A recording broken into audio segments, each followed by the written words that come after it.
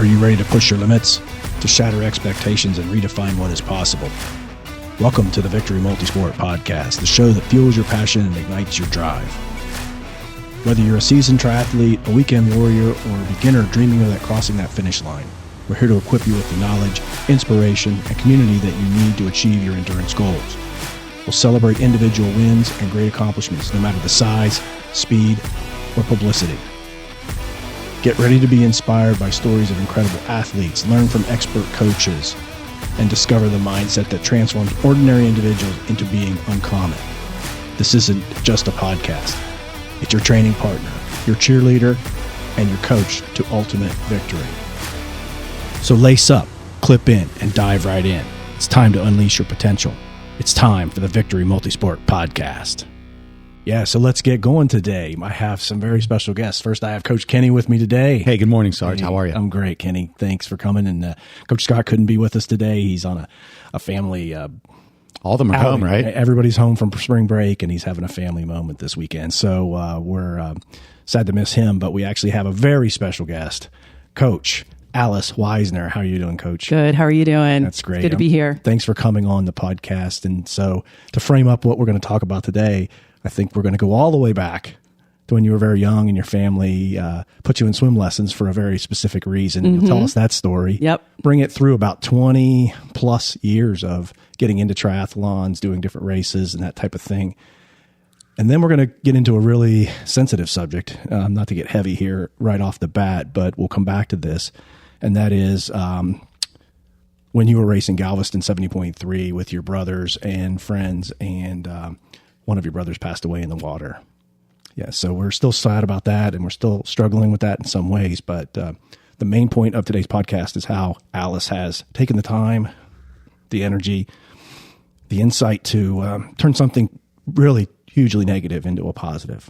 Right? Yep. So we'll get into it right away. So, Kenny, I know you're very, very close, and I was there with her at the time, but there's something that you wanted to say about a quote that she said. Yeah. That day, the quote, and it may be a little different because she said it, I interpreted it as, how does the sport I love so much take something so significant, or how did it cause so much pain? Yep. How was I close to it? Yeah. Now, how does something I love so much can cause so much pain? Yeah. And that left me profound for like a year, just thinking about that. Yeah, absolutely. So we're going to dig into all those facts. So stick with us. Hang on. It's already a wild ride, and it's going to get even crazier with us all. So, Alice, you had this story that you'd like to tell a little bit about how you first started swimming. And swimming is your passion and your love right now, and what you really focus a lot of your personal time on because you enjoy it so much. So what's the backstory? All the way back to how old? I think I was in fourth grade. Okay. Yeah. So fourth grade. Actually, I have 7 brothers and sisters. Well, actually at that point there were 7 of us. So it was 6 brothers and sisters. And actually my dad was, he was a big hunter down in Louisiana. He was at a duck calling contest, and I was just swimming in a river, and it was a, designated swim area, but somehow my tube got away from me, and I went to grab it, and I, almost drowned. And fortunately, there was some man there, like a dad, that grabbed me, and so I survived. Shortly after that, my mom said, "Okay, you guys are all going to learn how to swim, and you're going to be on the swim team at the Cabana Club in New Orleans." And so all of us except for my oldest brother, Peter, so it was 6 of us, were on the team, including Terry was a really good swimmer, and then Danny too was the youngest on the team, actually. And did they build practices just for you guys? Well, when we were late, they wouldn't start practice because we were like almost half the team, because it was a small club. But yeah, so that was the beginning of my swimming career. I mean, I swam just in middle school, but my brother Terry and actually my sister Beth went on to swim with one of the city teams in New Orleans. So when you were in those lessons, and I'm actually have a lens of when I was put into swim lessons when I was younger. When you were put in there because of that experience you had being scared in the river, did it have a better meaning for you? Were you like all in? Did you want to learn how to do it properly? Oh yeah, I wanted to learn. I did not want to be scared at all. Right. It was, and even now I continue to do that. I don't want to be scared at all. I'm going to do whatever I can to feel strong and, on top of it when I'm in the water. Because I know how, precarious it could get and can Sure. be. So, I was, and really, I don't even remember swim lessons. Like we were just on the swim team. Okay. They put us in right away. So it was like jump not in just, and go. yeah. And so, I just remember those times being really hard. Okay. You're swimming a lot. Was it the current that got you, that moved Yeah. you? Mm-hmm. Did it take you under or it moved you down? It moved me down and then it started getting deeper. Yeah. And that's when it was like, uh-oh. Yeah. And my, flotation, it was like a ring or whatever, went away from me and I went to grab it. Yeah. And that's when I kept on, getting in the deeper water. Yeah, it is.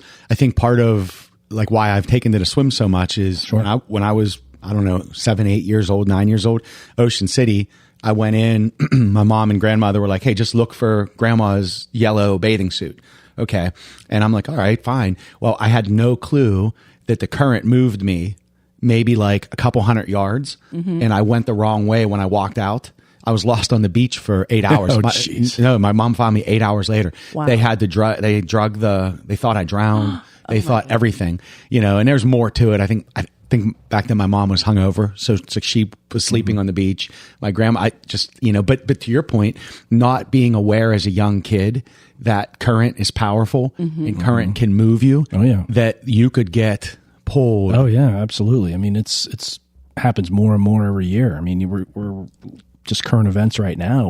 We're seeing flooding in the United States, and people are losing their life because they're trying to cross flowing water, thinking, "Oh, I can handle it," and they get swept away in like seconds, right? So the old adage, right? Don't drown, turn around, right? Don't go through it. But that's just in a flood situation, in a swimming situation. The panic sets in. You're not thinking straight. Even if you did have any skills, those could be out the door because you're now just, flailing, and that's inefficient and going under and all of that. Yeah. Did you, when you first went in to swim, did you have any apprehension of like getting in the water scared? Like when you first went in? I don't think so. It wasn't open water. So it was in the pool that, we swam every summer for, days on end, hours on, every day. Yeah. So I don't think that was an issue. Yeah. It was and as I started getting into triathlons with the swim, it was really putting your head in that water and seeing the darkness or the cold. It took me a long time to get over that, even, when I first started doing triathlons. It is funny, Sarge, because I get this all the time because I do a lot of the victory interviews of bringing athletes in. Right. And, I know how to swim if I have a beer in my hand in the pool. That's the extent of my swimming. Right. Recreationally. It's not that face in the water. And the funny thing is, I think 10 years ago I did Pittsburgh and Tampa. I feel like now I'm truly, after 10 years, understanding the game of the swim and what's happening. Especially the endurance swim, right, for you. Correct. Right? The really endurance swims. Now, and it's just crazy. Ironman 2.4 mile swim, 70.3 or half Ironman 1.2, still an endurance swim. But for Kenny, we're talking about 12 mile, 18 mile type swims, 20 mile swims, Tampa Bay type of thing. So you are definitely putting yourself out there to understand it deeply, right? As with face down in water for that long, those hours. Yeah, because I'm playing with that current. I'm playing with the current that's going to move you. I'm playing with, oh crap, it's deep and I'm moving. What do I do? My flotation, I don't have a wetsuit. No, you have nothing. So what you felt as a kid, I've relived that. And my biggest thing is I never want to be frightened, preoccupied, anything in the water. I just don't want to go in with it. Yeah, it's such a mental game and focus. It's unbelievable. And I'm still working on it. Sure. I mean, I've had lots of, even, in the past few years, I've had a lot of issues with that. But even before that, it's constant. You got to be on top of it. Yeah. So something we'll talk about a little later, probably towards the end of the podcast, is your involvement in our Rise to Try program, which is our beginners. So how does your experience, even as a fourth grader and then the swim team, translate to the experiences that you're helping people get over as they come to Rise to Try? Because many of them are swim challenged. Yes. They come because of that. Most people are not necessarily running challenged from, I know how to run. I've run as a kid. Your face isn't in the water when you're running. Your face isn't in the water when you're biking, but it is in the water when you're trying to swim in a lake or open water or even a pool if you haven't done it. So how have you translated that? I'm trying to calm everybody down that's listening, that's freaking out that all three coaches on the call have had freak out moments in the water, and we all have. And everybody will, no matter what.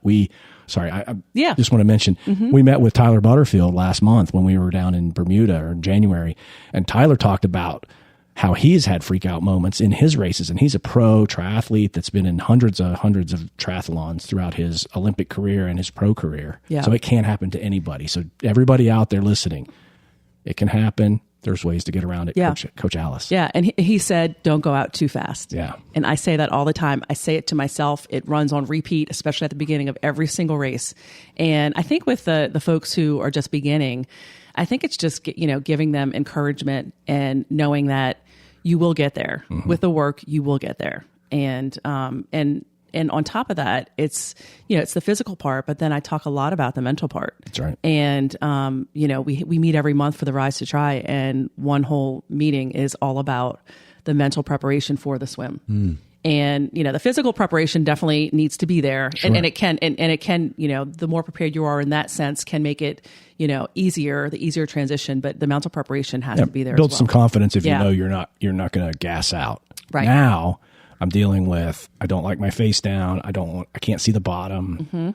Other Now people somebody are bumping bumps me, right? I got to climb in, out, or over some, I don't know where to be. It's freezing. It's cold. My toes are I freezing. can't catch my breath because of it. In addition to starting, I've got this thing around my neck now because I'm wearing a wetsuit for maybe the second or third time. I've never done this before, so they're always tugging on that neck piece, right? Because it's right around there.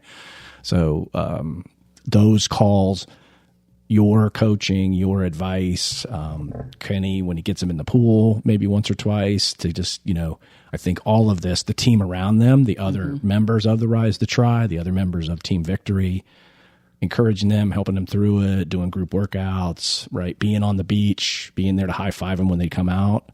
You should see the smiles for the listeners out there. I'm sure you've experienced it yourself. There is nothing like coming out of that water, no matter what. Whether, you had a great swim or a challenging swim, like to see people come out of that water, or even if it's yourself, that is one of the, the best thing. It's almost as close as crossing that finish line. One down, two to go today, Yeah. right? And you're chipping away, right? Chopping wood, as you'd say, Kenny. Oh yeah, it's so funny because I've been pretty involved with Dr. Mark and Dave Capitano and Jonathan and several of them. And the funny thing is, it's all have been. The talk is, I just want you out of the water more relaxed, because with Dr. Pinion and I were talking yesterday. Spence, his swims have been getting better and better and better. And I said, man, oh man, like it was always, I burned the bike because I had to work really hard in the water and I'm trying to catch up. And then I leave everything on the table in the run.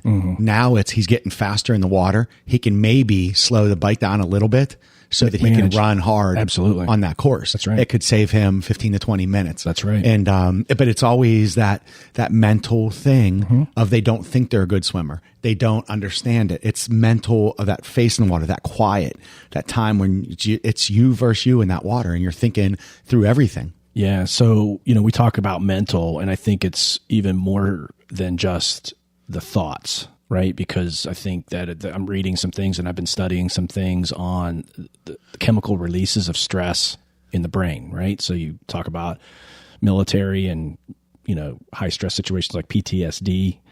That's all due to a chemical release over a period of time, right? So if it's long periods of time or multiple times, it starts to affect the brain function. And cortisol and some other things, it gets in there and it just causes the brain to freak out. And anybody that knows a little bit about the brain, there's different components, and that hypothalamus is that rudimentary fight or flight part, and it starts to just release chemicals and scare the hell out of you. It's like, you're going to die, you're going to die, you're going to die, stop.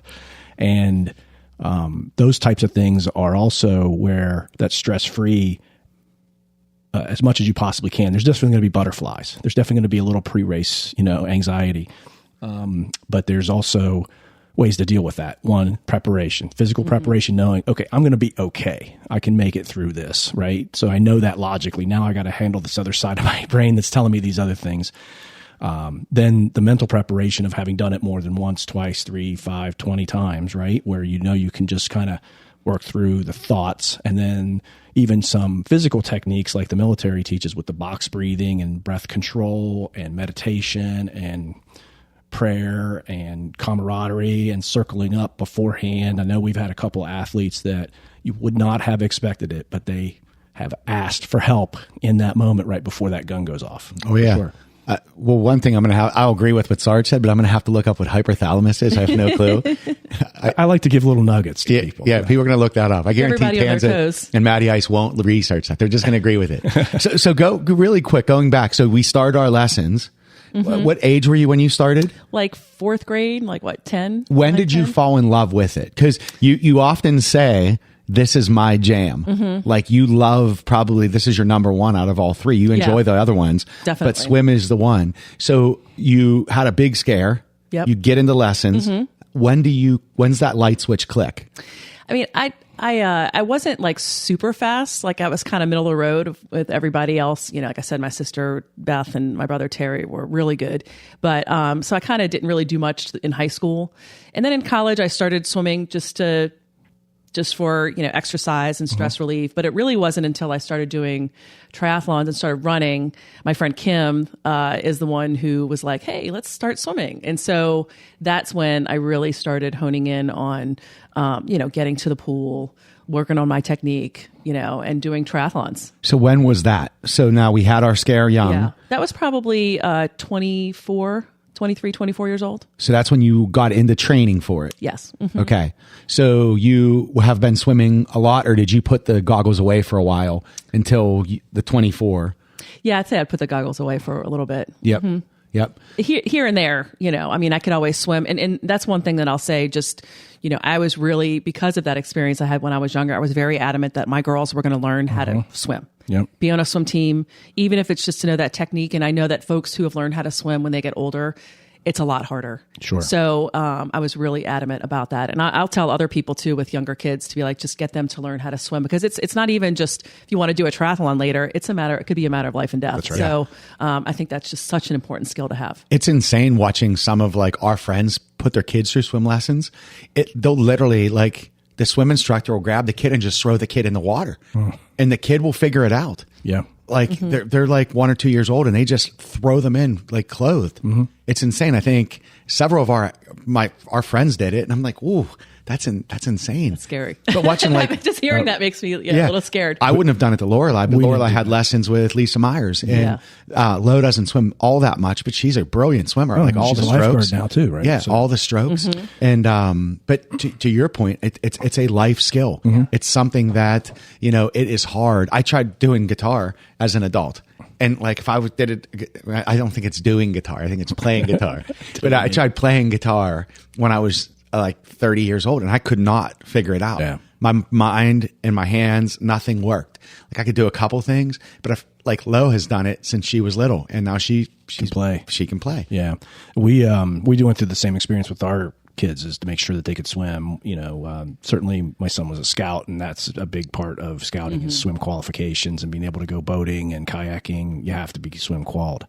But my daughter, we put her in that like infant type class where it's like mom and baby class, right? Where you blow on their face, then you dunk them, right? But you're there with them. You don't just throw them in, right? But that gets them to understand how to hold their breath.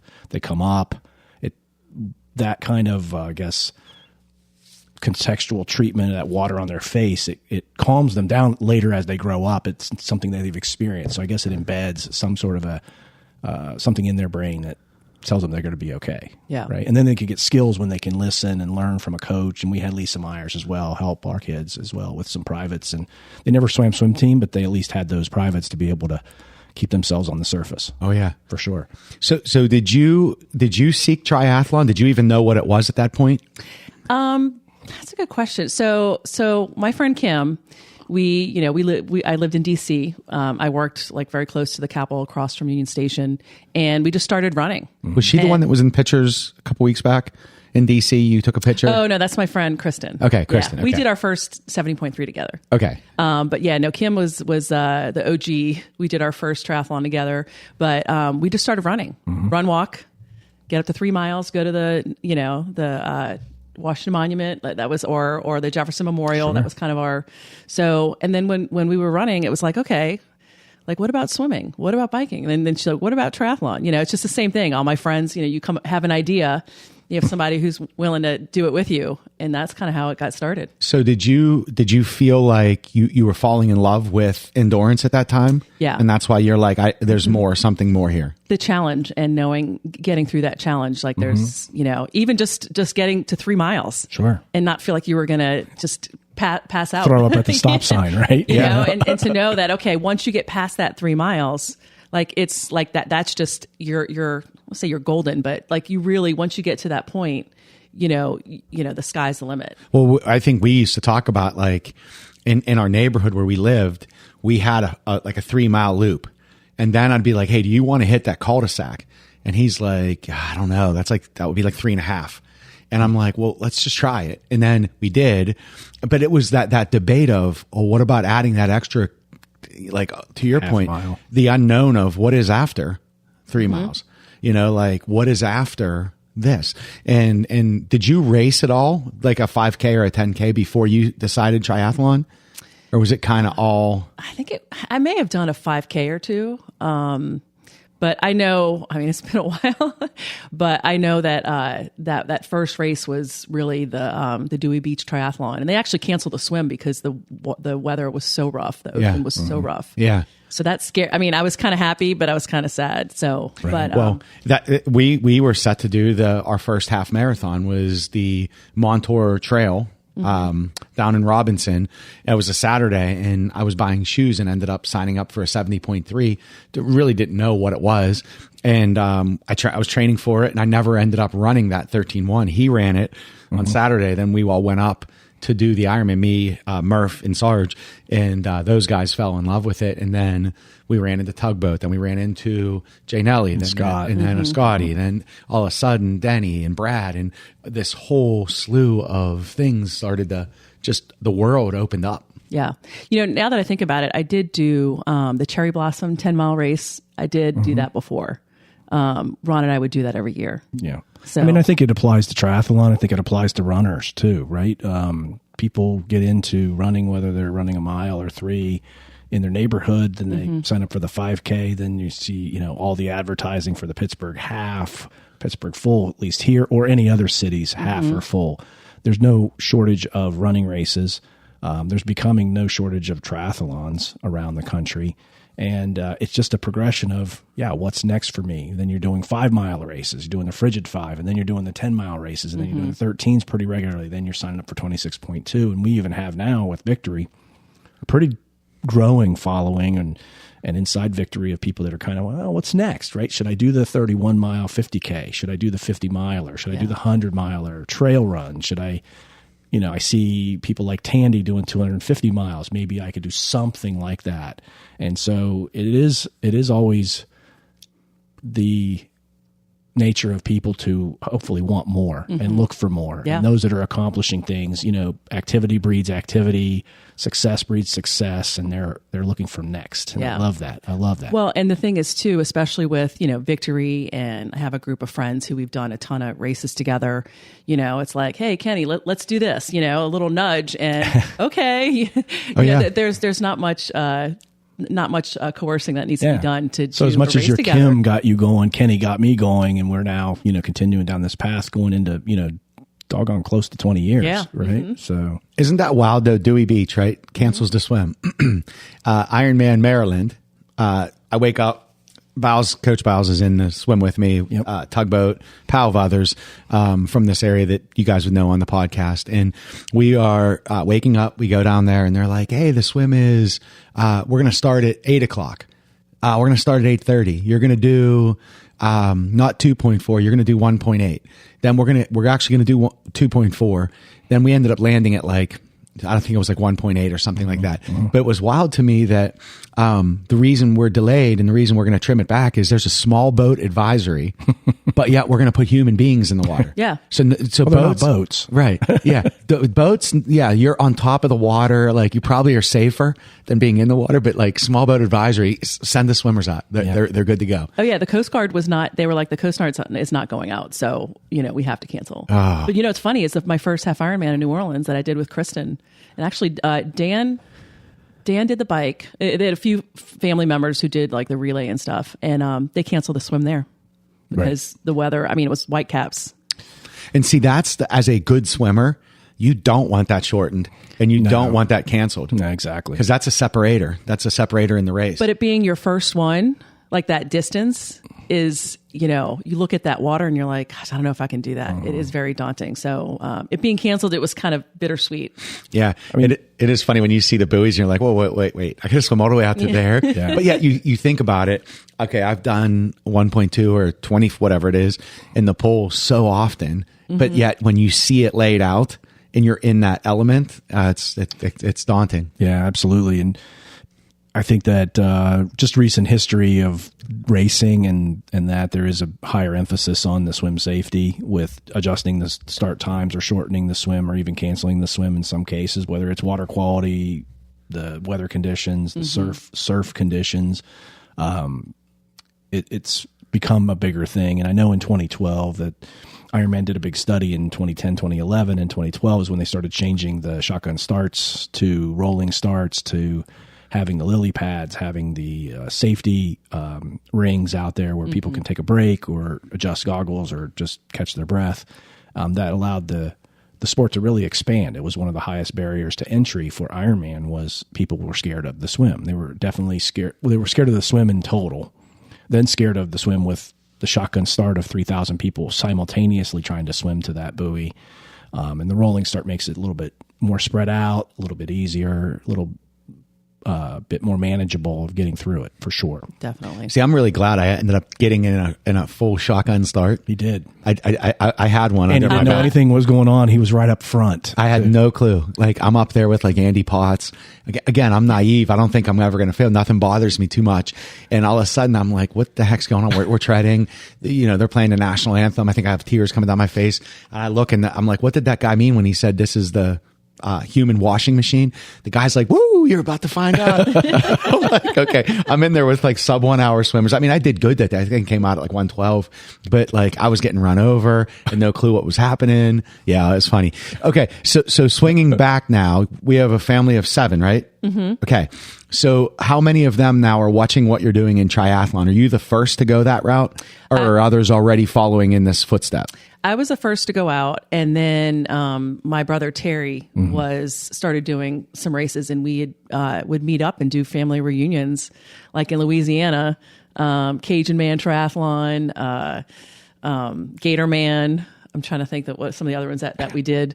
Bayou Man, whatever. Dingo Man, something like that. I mean, Swamp Man. But there was one that it was actually the one I did right after I had Sophie, like 4.5 months later. And it was in this, and people say that there were alligators. I think I blocked that out of my You swim real fast. Oh, Kenny would have loved that swim, man. I would have been annoyed, mad. Yeah, well, Ron says that he's like, oh yeah, there were alligators. They talked about that. And I was like, I don't remember that. I think I just, ignored that. Mm-hmm. But yeah, we would meet up and, like I said, for the New Orleans half Ironman, Dan did a relay with his wife. Regan was going to do the swim. I'm trying to think who else was going to do the run. I mean, we've done that a handful of times with like relays, and my sister Beth has done the swim. Ron has done the run.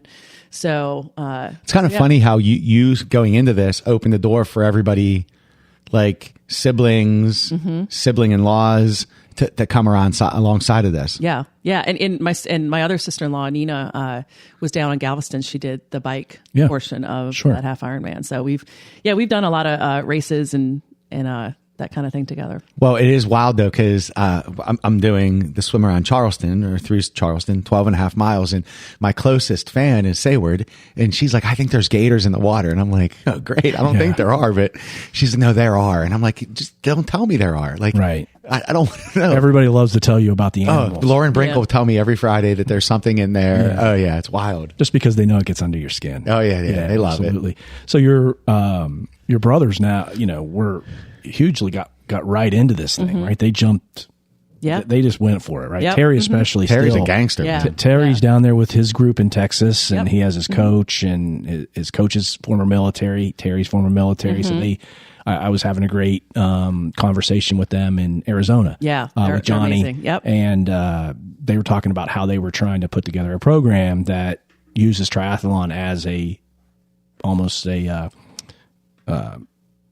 method of transitioning vets and helping people with issues and giving them an outlet and letting them be physical again.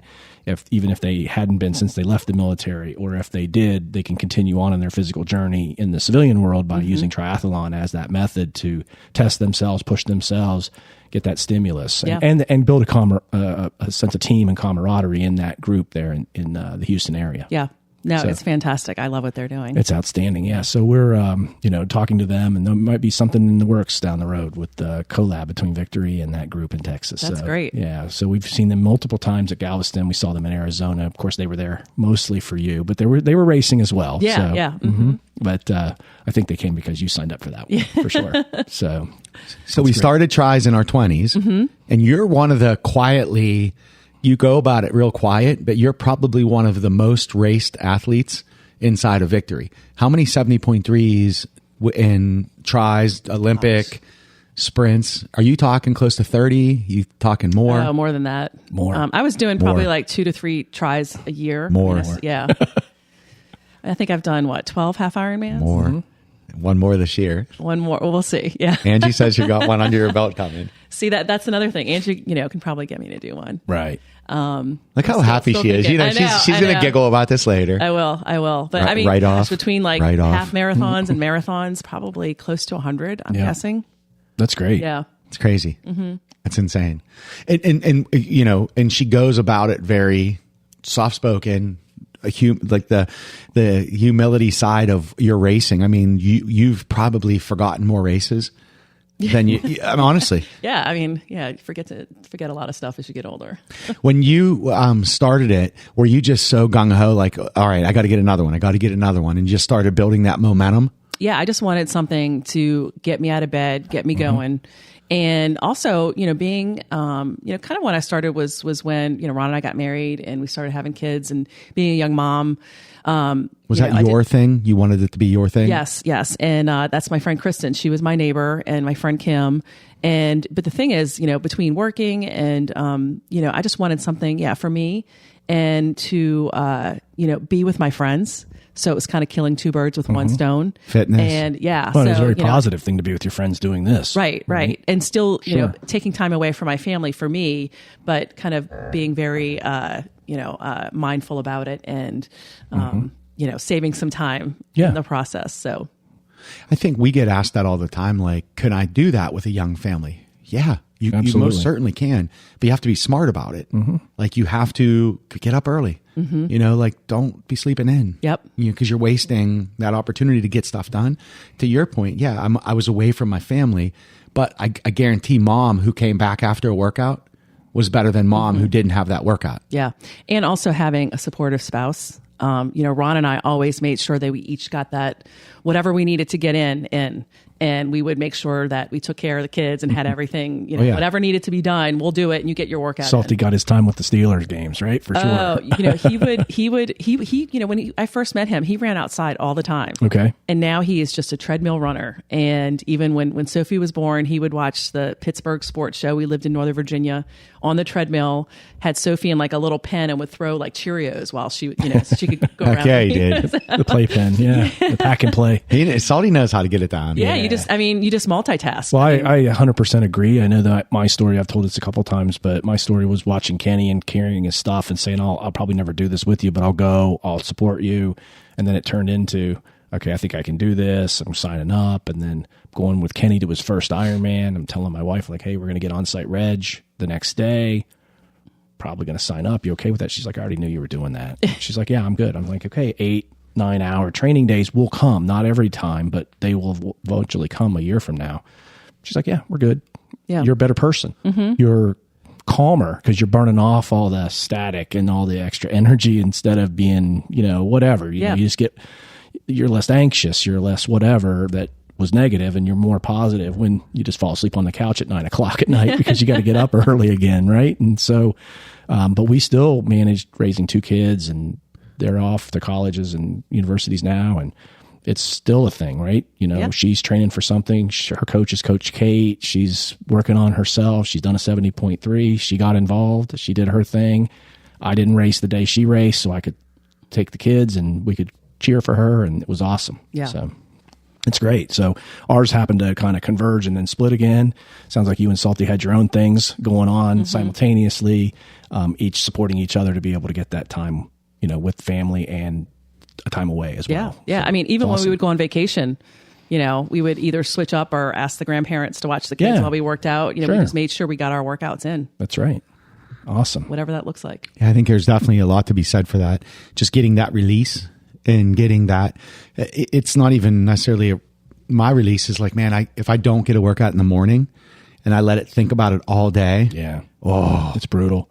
Yeah. And then you're trying to get it in, but the evening ones for those that are morning workout people are just, you're just checking a box, but it's not as good. It's not as high quality as when you get that first one in. Yeah, because it just sets me in a good motion. Well, and even, I've been working with some folks for the Rise to Try It Cam, and even some of the other folks who are going for, longer distances, they're like, gosh, how do I get it all in? Yeah. And it does, you just got to keep on working at it. That's right. And, you're not going to get it all in all the time or even most of the time. Some of the time, but just get most of it in and just keep on working at it. It just takes time, Absolutely. Getting into that habit of getting up early, getting the workouts in and fitting it into your life, whatever that looks like. Well, I actually have, I've coached you, I think directly for 5 years, and I've coached your family for probably another 3 or 4 years with the girls in softball. But I remember my distinct first interaction with you would have been at the dam try and how competitive you were in that day. You were competing and you looked happy and you were like, that was your day. You had your visor on, you were coming around the corner on the run, and it was hot as hell. I had just finished. I had like a really good day that day. I think I was 8th overall, third in my age group though, because there was a bunch of stacked that 30 to 34, whatever it was, 35 to 39. And I'm standing there and I see you coming around the corner and everybody at the finish line. You always bring like a really big crowd with you. Yeah. So it's that's a kudos to the person you are, because when you get your hands on somebody, it's always, Alice is awesome, Alice is the best. And just watching that happen, that was my first interaction. That was at the dam try. Yeah. Yeah. No, I love that race. I mean, there are certain races, that I think that we all have a special place, and I would race that every year. Right. Weird swim though. Going back to the swim, there's like a weird ledge that you have to walk down off a ledge. But it's covered in the water. You have no clue where the ledge is. You just fall off of it. You're falling off. You're stubbing your toe. When you come in is the worst. Oh, yeah. Well, there are people there that are trying to help you. Like, watch out. Yeah. So you don't no one ever did that to me. Your toes on it, right? But yeah. COVID kind of messed that one up, and they lost some permitting and some other things to close roads. So that one's kind of changed into something else that's not the same. But we all in this area probably have experienced that dam try up in Meadville. So it's a great race. Awesome. Oh, yeah. All right, so we're going to fast forward a little bit, and we're going to get to going to Galveston, 70.3. Yep. It was fairly early on in the victory, establishment, 2023. It's 3 years ago. Yeah, 2022 or 3. And we're shipping bikes. We're trying to pack bikes up. We're borrowing bike boxes. We're getting everybody set to go down and do this. You were doing a relay, I think. No. You were doing the whole thing. The other ladies were doing a relay. Yeah. Their family members, right? We're doing a relay. She went down with Christine. That's right. Christine and was there. My brother Terry and Dan were doing their first half Ironman. Okay. Right. So this is your brothers that are involved in the sport right now are going for their first 70.3. So, do you want to start walking us through, we got down there, we got everybody set up, we got bikes put back together. We did a great, ocean, which is not where the race is, but we found a beach near where your Airbnb was. And we did a great prep swim the day before in the ocean, a little bit in the surf, kind of found a soft spot between the waves and went along the beach. Yeah, no, it was really nice. Yeah. So it was a really, we were really excited that night. We had, my brother Terry was there, and he has 8 kids. And I think about 5 of them were there at the time. My mom was there, my sister-in-law, Nina, and Dan and Terry. And we had a crawfish boil that night. Oh, the night before. Sure. The crawfish boils are the best. Yeah. Bowl. So it bowl. was it's a bowl. Bowl. Yeah. And so the next morning we were just kind of that nervous excitement. And Dan, Christine, and I were right next to each other because we had gotten our bibs at the same time. And Dan, Terry, and I jumped in the water at the same time, and it was pretty. Before that, it was pretty, amazing. I was like, here I am with my brothers, like doing this together all at the same time. And that race, for those that don't know it, that the lineup is only like a 2-person wide sidewalk. Yeah. So the line is extremely long. So you spend a pretty good amount of time, at least almost an hour sometimes, just waiting to get up to the dock to jump in.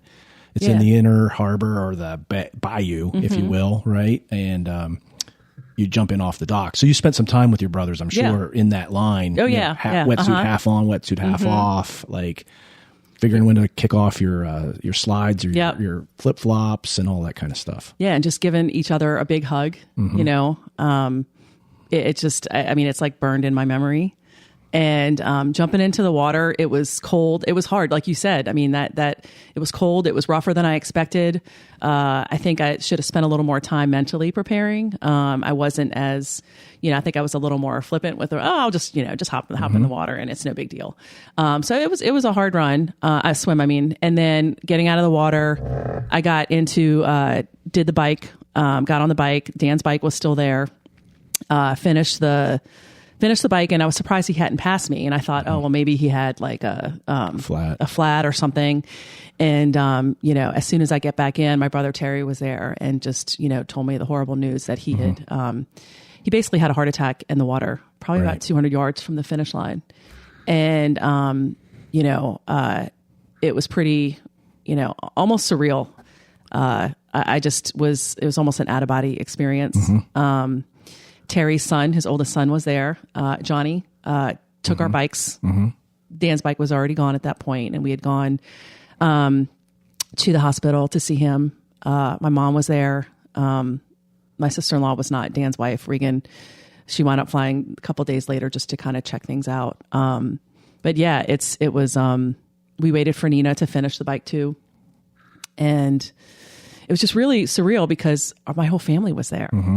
And, we're not, that was one of those times we got together for a family reunion. So, yeah.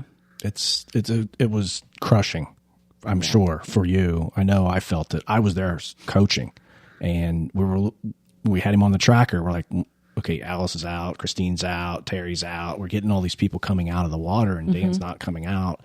And we're just like, the tracker must be down. Like, there's no way that we're going there first. Yeah. Right. We had just swam with him yesterday. We were just having, meals and drinks with them, this week and getting to know him. That was the first time I ever met Dan. And, we do see an ambulance. We see, sometimes that happens though in Ironman. It doesn't always mean this. Yeah. And then we see, safety boats pulling people throughout the race, just because some people just get pulled, volunteer to be pulled. They're not feeling well, whatever. So we're just still not putting 2 and 2 together. So people are going out on the bike. So I start moving out towards the bike course, and then we start hearing that the word is that Dan passed away in the water. And so I call Kenny because I said, dude, what am I supposed to do here? What's my responsibility as victory coach, friend to Alice and the family now?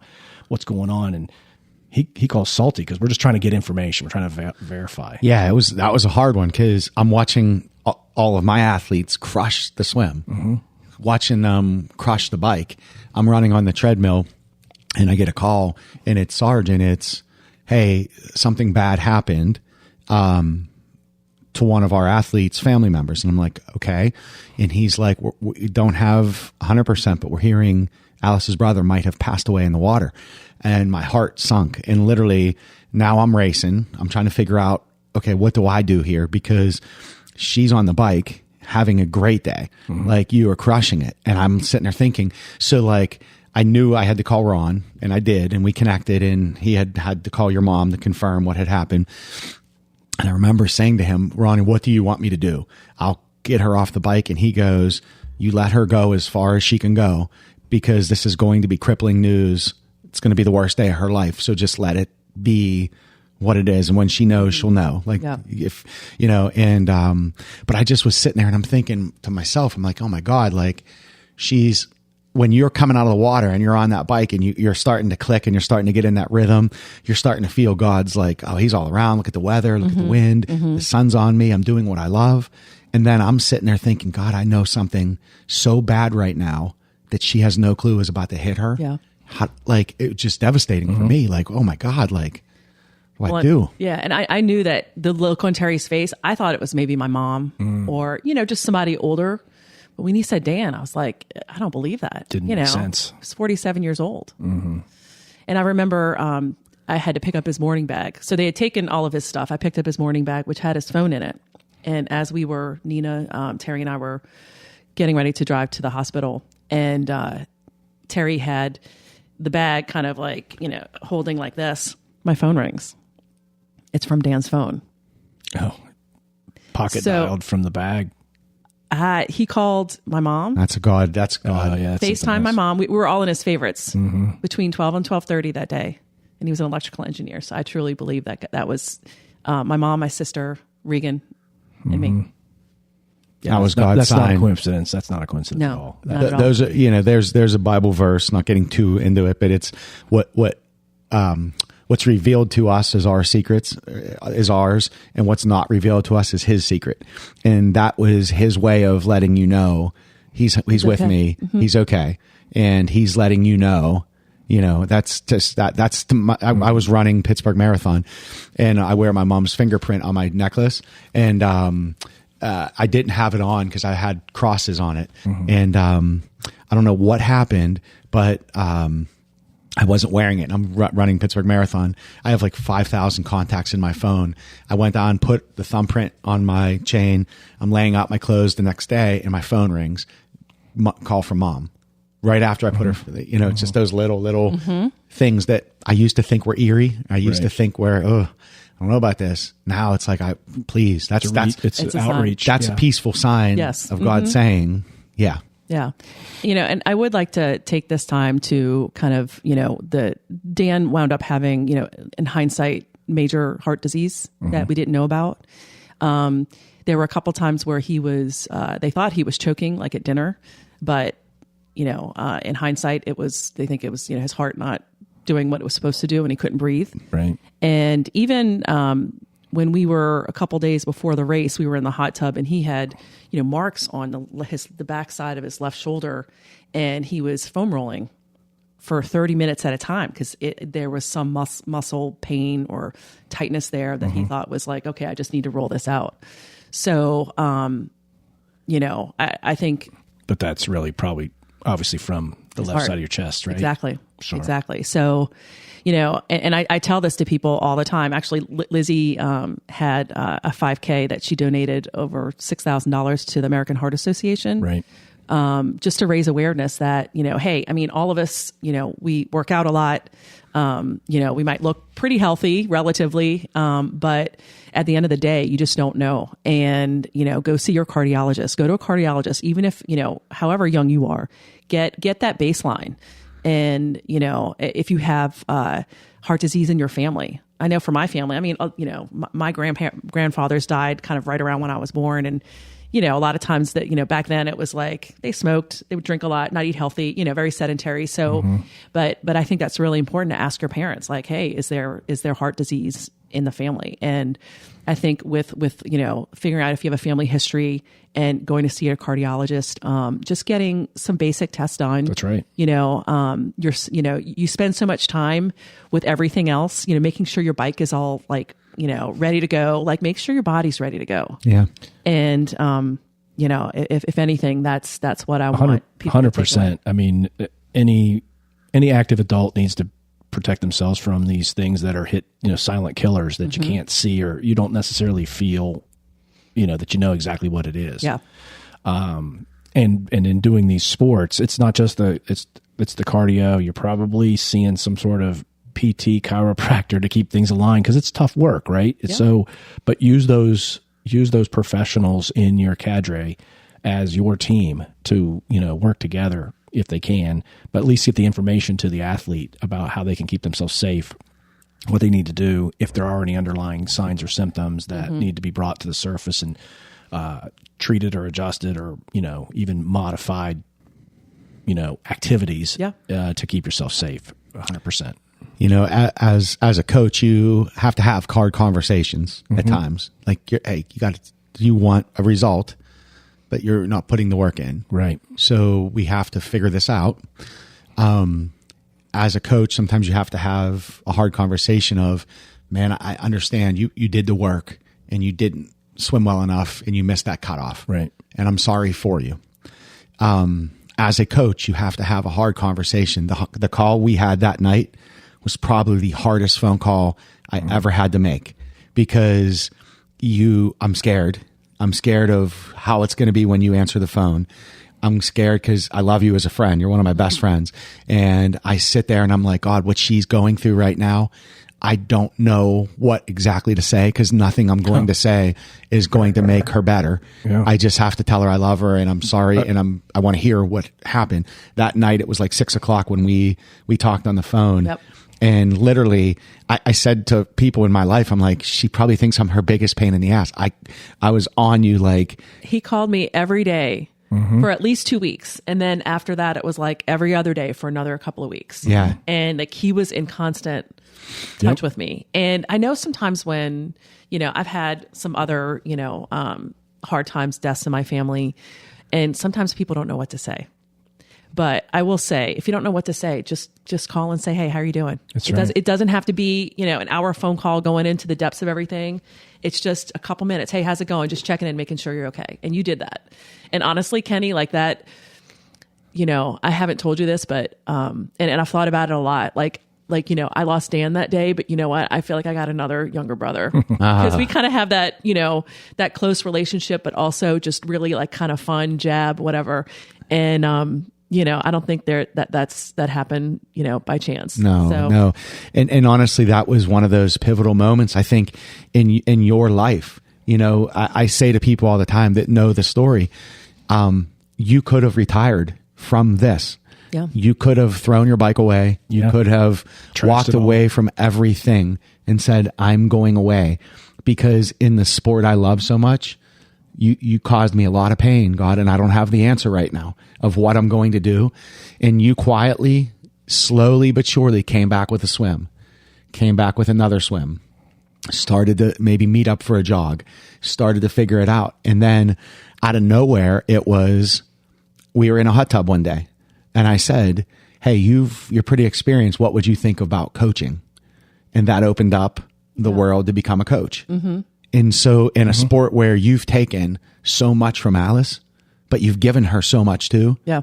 Now you're bringing people into something that once was a pain for you or hurt, now is like a joy again. Because I think you're understanding Dan is shining down on you. Yeah. Yeah. I mean, even, I had already signed up to do the relay for Ohio for the swim like 3 months later. So I was like, how am I going to do this? But then how can I let my friends down? That's right. And you had a triathlon before that, though, a little one. Yeah, you did. It was, and you had to you panicked in the water. Oh no, that was late. That was later. That was later. Okay, later. Yeah, later. But that Ohio swim was, it was hard, but the support and the amount of people who were there, and I know were there for me, especially you. You were my number one. I had a picture of you in my head of screaming as I'm coming out of the water while I'm swimming. Which may not be a great thing. No. No. I know you get a kick out of that. But yeah, so just having everybody really, I kind of leaned in a little more, and you pushed me a little bit, to lean in a little more. And that, I always say you get what you give. And I leaned in a little bit and I got a lot more than I gave. And that just kind of started that train going, with coaching. And, it's, I was talking with Cam yesterday after our swim. I said, I get more out of it than he's like, thank you so much for meeting me here. And I'm like, I love it. Well, I get so much more out of it. The sport gives back to everybody, right? Especially if you're in it with a group and you have I call it the clan, right? Now you have the coaching athletes that you work with. You have your Rise to Try group. You have your direct athletes. And so now you're on the hook, and you did this on purpose, but it took time. Yeah. And now you know that you're in it for everybody. You're in it for all those different people, whether it's your clan that you train with and you race with. Sometimes you do, relays with, or it's these other groups of athletes that now you're coaching. It buoys you. It brings you to the game even stronger. Yep. Doesn't allow you to waver anymore, because now you're the coach, right? And you're in it. And it's what you realize, I think it's what you really needed. Yeah. Right. It just, in that moment back in the, years ago when you first hit with this, it takes time to process. It takes time to think through, and you've gone through a journey. You didn't just sit in a dark room by yourself. You've sought out self-help and things that got you through that time. Yeah. Right. So if you wanted to just talk a little bit about that. Yeah. I mean, therapy, reaching out to friends and just getting things, just doing it, even when you don't want to, and, getting out of bed and, just using your family and friends as support. But, like you were saying, is that that December I did, actually it was a sprint relay I was going to do the swim in Daytona Beach with my friend Kim. Yeah, that's what it was. Yeah. That was going to be her swan song. She's like, I just want to, really cool race. She actually biked on the Daytona Speedway. Yeah, I didn't realize how steep that is. Yeah. I saw somebody there is trying a small little part that's level that they bike on. But I saw somebody trying to run up it. And I'm holy hell, Yeah. it's like 33% incline or something. Yeah. Anyway, sorry. Yeah, but so I was like, yeah, I'll do it. It's a sprint, like no big deal. I'm good. I got it. I jumped in that water. It was cold. I wasn't expecting it.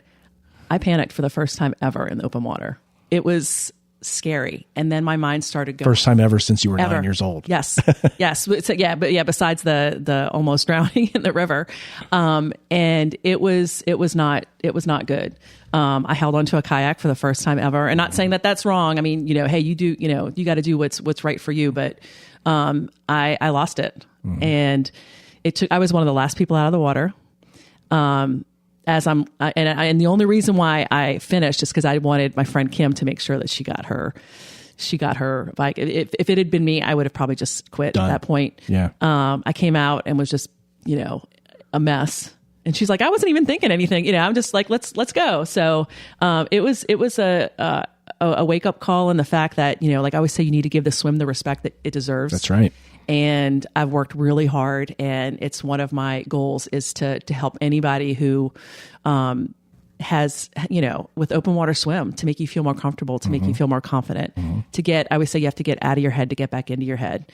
And there's so many ways that you can do that. And I've really worked hard on honing in those things, and just talking with people about their experiences, what they think about when they're swimming is, it can make or break it. That's right. Well, I remember you and Alyssa exchanging songs, that you guys would Oceans, Hillsong, this or that, when you guys would sing to as you're swimming. Yeah. Right. And I remember that phone call that day, afterwards, because as somebody who swims with you quite often, that shocked me that day, but also didn't shock me because, I knew Ohio was hard for you for the emotional reason, and that you were still healing. Yeah. And that race was part of, honest to God, I when I look back at your career, that probably could be a mile marker moment for you, that race, because you could have stopped right there.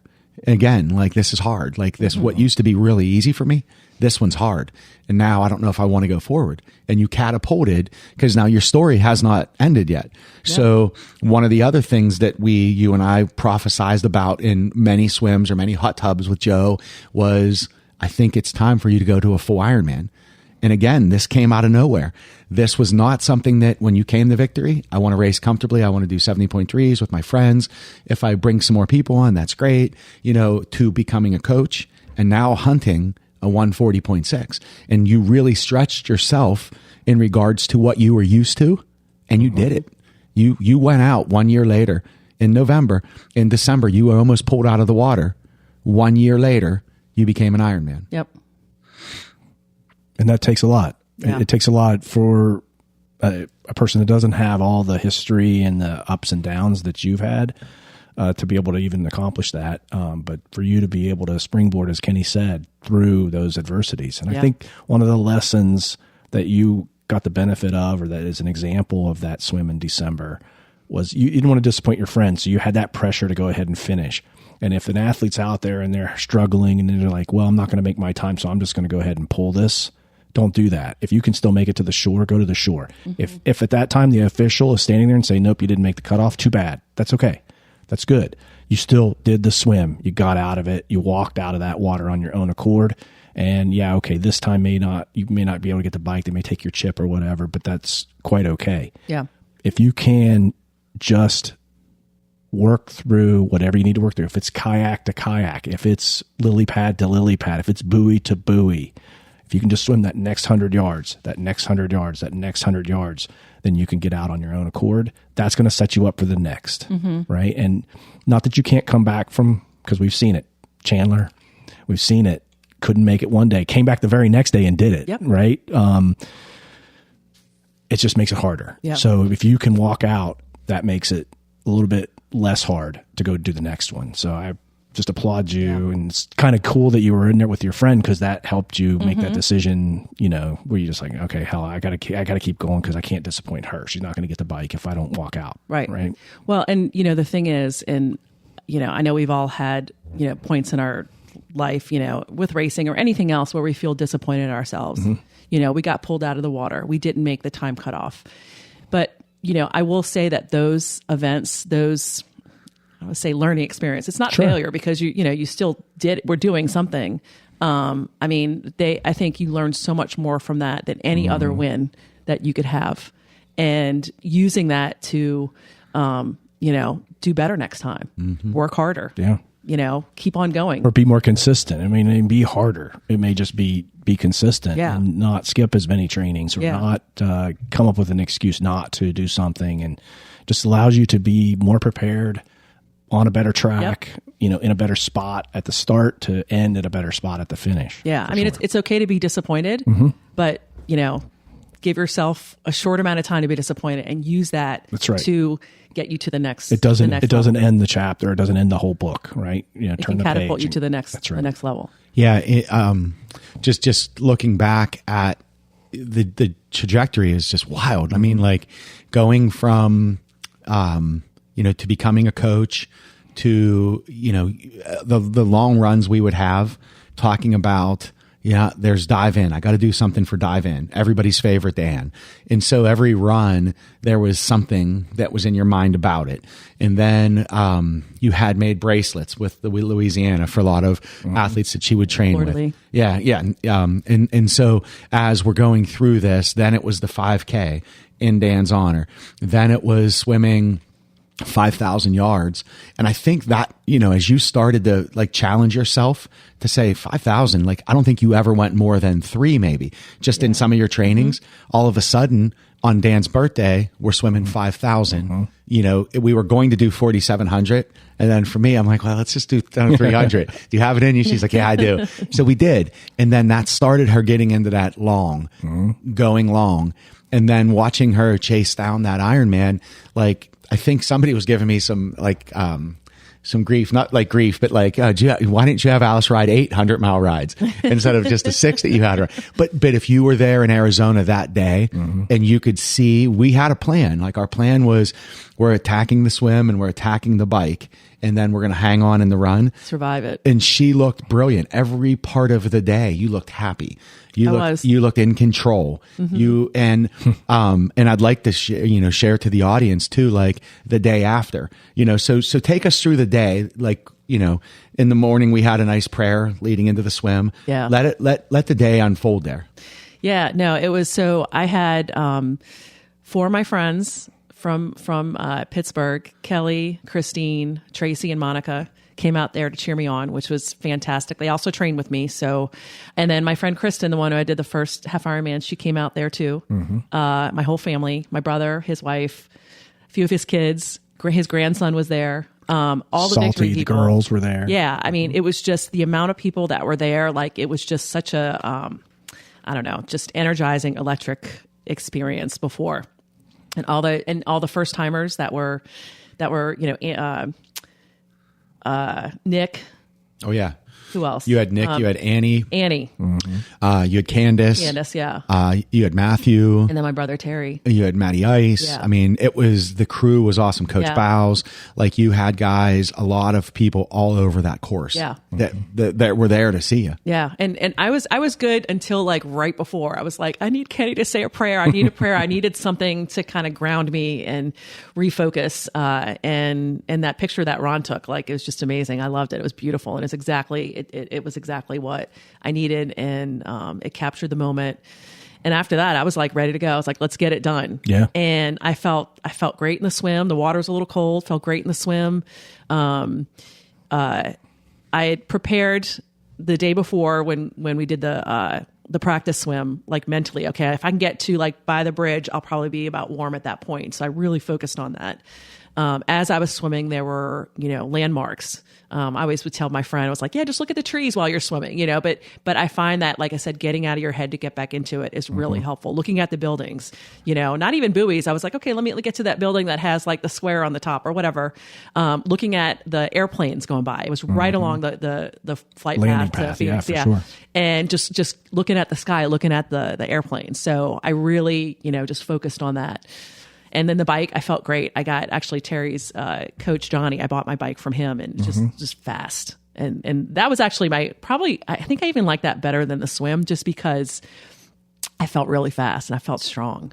And you look good too. Yeah, we saw you two or three times. And the thing is, it was a 3-mile loop for the bike and a 3-mile loop for the run. So great for spectators and athletes alike.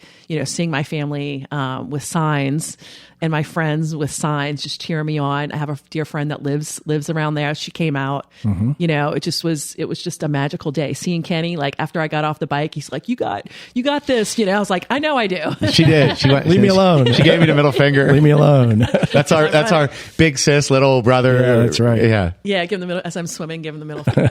Yeah. Yeah, it was amazing. And then the last and during that time, I thought I would be a little more emotional, like just with just everything that has gone on. But I was by the time the run came, I was about done. But I was like just determined. I just felt determination and just happy to see my friends and family wherever they were. And then Kenny ran the last 5-6 miles with me, like kind of almost the. And you last didn't loop. stop. You were definitely on you were business. Yeah. Oh, I know. We did the Bermuda after this, and she was all business on the watch. She's like, "Run, Yeah. Oh, yeah. Yeah. walk, run." She had it. She didn't run, drift. walk. on it. Yeah. She was confident. She was focused. Yeah. And she knew she had it in the bag, You but she had just your had to paces, finish. though. You were on the watch, Yep. right? So you were It working really your plan. does. I mean, I was never really fast, but I used to be a lot faster than I am now. And the run walk is a great way to go when you're, when you're just not as Well, it has its place, right? Yeah. So it has its place as you're doing something so incredibly long for your first time in an Ironman. yeah. And at our age, Yeah. I'll say, right? At our age. And, or for beginners or for people that are, modifying because they have a condition or something like that. So it's a fantastic tool in the toolbox to use to keep you engaged and active and moving through the race. Yeah.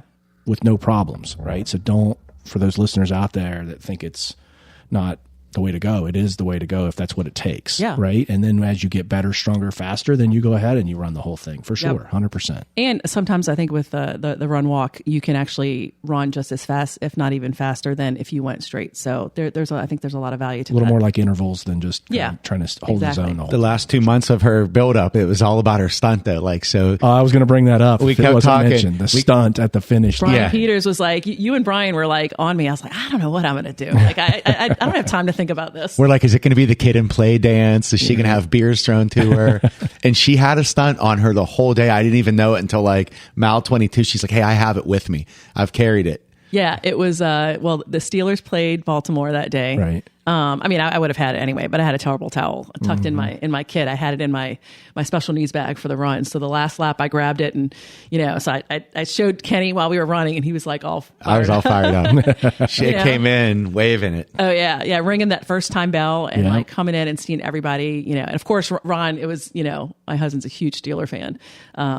Just That made his world. Oh, yeah, absolutely. Yeah. He was- Waving it and pointing it to him. And at the end I did, what Brian did, I don't know, what was that? The move? Yeah. the Superman or Yeah, whatever. Yeah, No, exactly. the, Firepower. No, that's a wrestler. That's either, John Cena or he's going to kill me. No, the dude who does the RKO. Yeah. It's that guy. Yeah. RKO's come out of nowhere, Sarge. I know what the RKO is. I just don't know who it is. Randy Orton. Oh, there you go. There you go. He came to So yeah, so it, it was just an amazing day, and my friends and family were there at the end, and just it makes me smile. I mean, it's But tell us, you said that day didn't really set in until the next day. Yeah. breakfast. So the next day, it was a beautiful morning. Ironman gives you a nice free breakfast, and then they have a video that it costs $700 and 140 miles, but let's call it free. Yeah, exactly. It's included.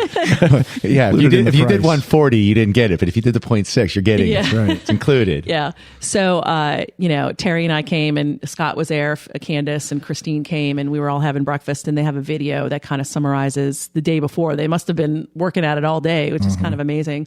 But they had a handful of people that they told their stories of why they were doing it. You know, one was like a father-daughter. The father had cancer, and his daughter was like, I want to do one with you. And the other one was a guy, and he said that he was riding his dad's bike. And I looked over at Terry because Terry had Dan's bike. And I had Dan's bib. So, and I looked over at Terry, and, he had tears in his eyes. And after, we just hugged, and it all came out. It hit. And I told him, I said, Dan crossed the finish line with us. Oh, yeah. We had him, not only his physical things, but obviously his emotional things. But, that's when it really hit me. Yeah. And it still is. I mean, when I really think about it, it just, well, that's how he's still living. Yeah. Mm-hmm. He's still living in your mind and your heart with those things. Yeah. Just got to figure out what's next. Yeah. There's plenty out there. Oh yeah, there plenty out there. She's kicking around long Coach swims. Kenny's got you already slated. It just hasn't been presented. No, I'm giving her that lull right now of just letting her have freedom on the Sleeping in. A little bit here and there. When she says, "Hey, I'll be at the pool at 6," I usually know that's 6:12 or 6:17. Yeah. Or I had a bad night's sleep and I'm just not coming in. Yeah, But you'll get back on the horse. Oh, yeah. But one last final thought I have for her is, watching somebody come in and have something so dramatically bad happen, but yet still endure it. That's right. And carry that cross with her and make good out of it and make it be a $6,000 cause, make it be a team workout. Because it wasn't just that swim that happened that day. People were running, tagging everybody's favorite Dan, dive in. The whole team came around it. Watching her tribe of 4 that she came with, now she probably has a tribe of 44 that she could pick up and do anything. I'm going to do a promo for you. She's got a team Saturday or Tuesday. Well, never mind. It won't work. Yeah. So no promo.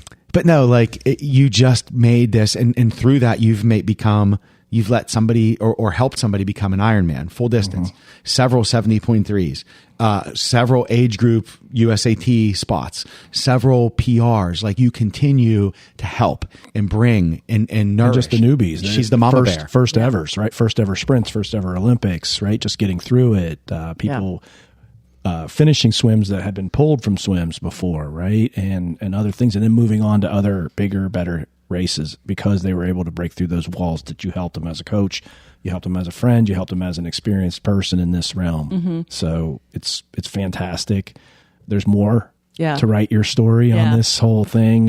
You're in deeper than you probably even know, but you kind of know, right? And you're okay with it. You're okay with it because you're with peeps. Yeah. You're with your peeps, not only in your cadre, you're with Victory and you're with Kenny and the rest of us that are there for you and there for each other as we all, continue to write our story of challenge and endurance and life and support. And, life's still not going to stop giving us challenges, right? It's always going to continue to give us challenges as we have relatives, friends, family, and we're all moving, 1,000 miles an hour through space on this rock together.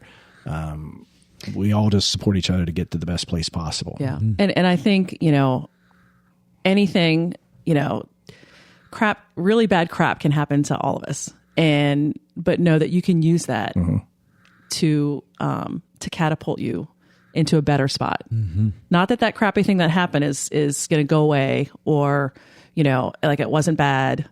It is what it is, but using, taking time to grieve or, figure things out, but turn it around, use it to give you energy to get to that next step or next goal, cause I mean, I don't know if Dan had not passed away, I don't know if I would have done an Ironman, and not to say that I would have traded that, but good things can come out of bad and they do at some point or another. It's so just keep viewpoint. That in mind. Now you're going to make me think of that the next time. Yep. Think of those things. I think that was the essence of what we started today on this podcast, was how do we take something that's so bad and turn it into something positive? And while you cannot erase it, you can't change it, it happened, you can transform it. You can redirect it. You can use it as a motivator, as a learning experience, as a betterment to yourself and to the people around you. And I think you, just to, wrap up, you have absolutely done that for yourself, for your family, for your brothers, for your kids and your husband, for us and the other people in Victory and the Victory family as coaches and athletes and ambassadors that are out there, and even our friends. You've shown that it can be done. And I'm so glad that we had you come in today and that you were ready. Yeah. We've been wanting to do this podcast for quite a while, but we knew you had to be in the right space. Yep. So appreciate you doing what you needed to do and coming together with us and telling the story today, guys. Well, I'll tell you, I couldn't have done it without my family, my village. And, that's what this is all about, really, is having, people here to support you and lift you up in good times and in bad. And I'm just very thankful for that, for all you guys and everybody out there. And we appreciate you so much. So thank you. All right. Well, you've been listening to the Victory Multisport podcast. We'll talk to everybody very soon.